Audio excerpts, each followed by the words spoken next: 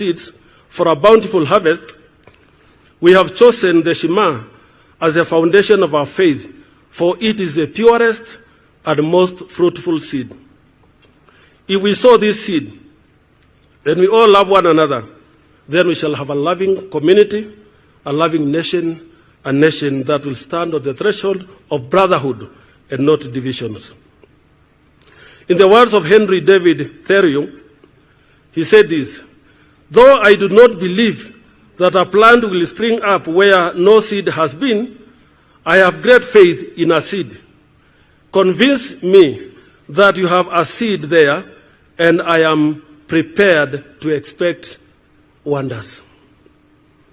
Your Excellency, we want to plant that seed in this nation, the seed of love, the seed of unity, the seed of diversity that embraces each other.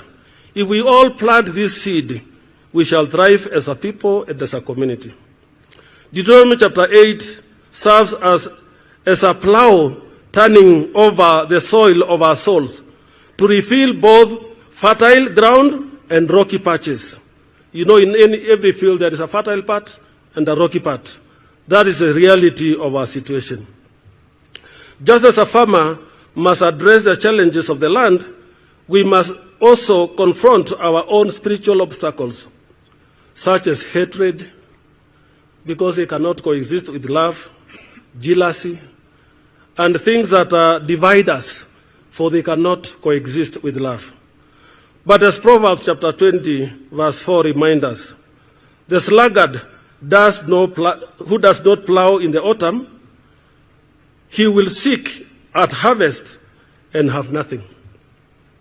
We plow now, for our spiritual harvest depends on the efforts we put into the soil of our hearts. So as we celebrate 40 years, that time is now behind us. We must begin to imagine the next 40 years. And the seed we plant today will say what we shall become tomorrow. The seed we put on the ground today will say what church will we have tomorrow.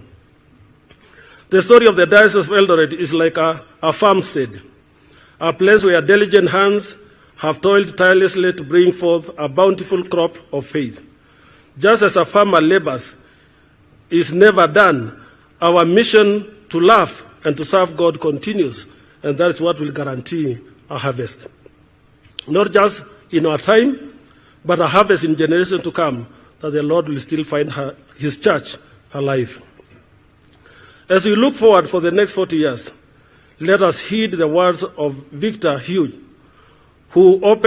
he said, "Whoever opens a school or school door closes the prison doors." Whoever opens the school doors closes the prison doors. We are like educators, planting the seed of knowledge and faith in the minds of our young people, so that they will never be imprisoned by ignorance, doubt, or poverty.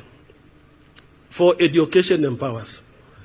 When we put our mind in educating in the church and in the community, inculcating the right values, we shall have a better society tomorrow.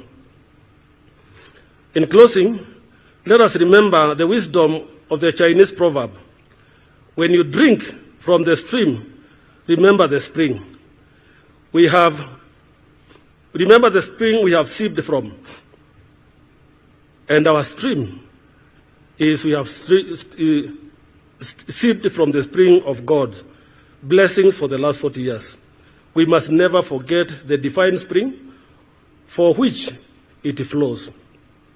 Lastly, as we carry our hearts to God, let us also remember the words of C.S. Lewis. This is one of the best Christian apologetic or defenders of the Christian faith. And he said this: hardship often prepares an ordinary person for extraordinary destiny. Hardship. Your Excellency, this resonates with the situation Kenya is today. You have come to this country at a time where the economy has been affected by external pressures and also internal pressures. And I know you are every day thinking about how do we come out of this. It is in your heart, it is in your energy, we see it every day. But remember,